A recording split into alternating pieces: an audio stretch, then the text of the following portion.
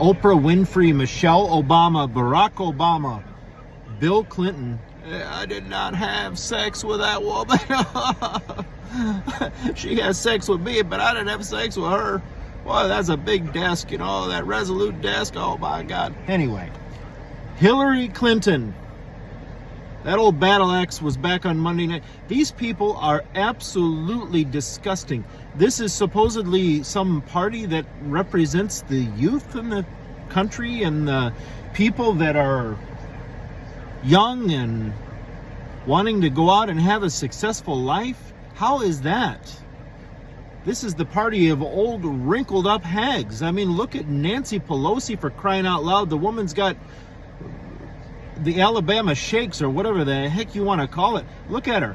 She looks like she drinks a gallon of whiskey an hour. I bet her insides are pickled. Man, I'm telling you what. How in the heck are you supposed to listen to people like Oprah Winfrey stand up? She's a billionaire. She's had every opportunity this country has to offer. What has she done in life in the way of hard work? What has she done? Tell me what Michelle Obama has done other than be a flunky of a lawyer and marry Barry. That rhymes. These people are all elitist punks, and they're coming out and trying to tell you and I, everyday people, Americans, how much better things are under them. When we see for ourselves, you go out to the stores, you go out to the gas station to fill your car, and you know what things cost you. You know how much less money you have in your pocket than you did when Donald Trump was president. This pisses me off that people, Rush Limbaugh called them the low information, no information voters in America. The people that listen to the mainstream media, and that's the only news they get.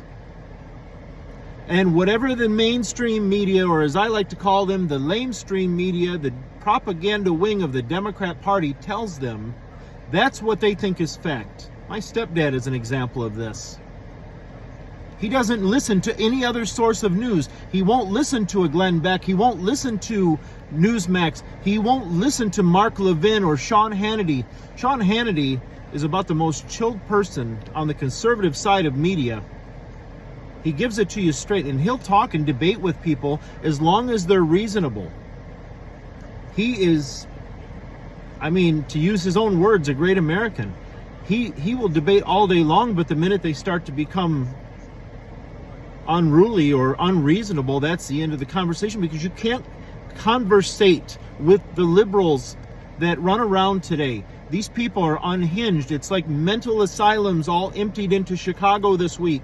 Did you see the crowd in whatever the name of that center was? I don't know anything about Chicago, and I don't care, because it's a place I'm never going to visit. It would have to make a complete 180 for me to be anywhere remotely interested in visiting Chicago. But anyhow, to me, it's just another version of Detroit, and I lived there. I don't need to. I lived in Detroit for many years. In Metro Detroit, I worked in the city. I went all over Michigan. I've lived in a liberal blue state. I don't need to, well, that's not even fair, because actually most of Michigan's red.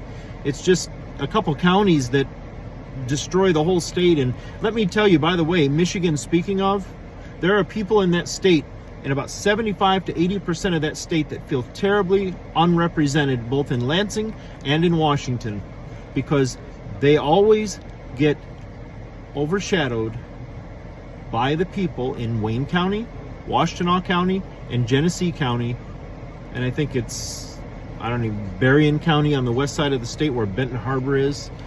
That place is that's a real nice place, by the way. You don't want to go there. The state of Michigan is like a small example of why, as a nation, we have the Electoral College. But I'm just going to leave you with this. If you don't want to see this country destroyed, if you don't want to see people standing outside begging for things the way they are right now, then vote for Donald Trump in November. We need to stand together, and we need to show up and vote, and we need to stop this nonsense of saying it doesn't matter if we vote because they're going to cheat anyway. They may try and cheat. There's a lot of systems in place that weren't there in 2020 to stop them or find them when they try it. But I'm going to tell you right now, we need to vote. Too big to rig. We need to show up not only for Donald Trump, but for Rick Scott, my senator. We need to show up for other good conservative people to put them in the Senate. We need to take the Senate back. We need to take the House back, because it does no good to put Donald Trump in the White House if we don't give him both houses of Congress. He needs to be able to get some stuff done. Number one, to undo all the horrible things that have been done the last 4 years. And number two, to put some protections in place so that nobody can come back in ever again and run roughshod over the Constitution the way Joe Biden and Kamala Harris has done. And by the way, this is free. Kamala Harris has been in that office the same amount of time as Joe Biden, since 2021. If she had all these great ideas to fix things, why didn't she do them then? Because she and Joe are the cause of these things, along with the people behind the scenes handling them. They are the cause. And people that make problems do not fix them. Have a good day.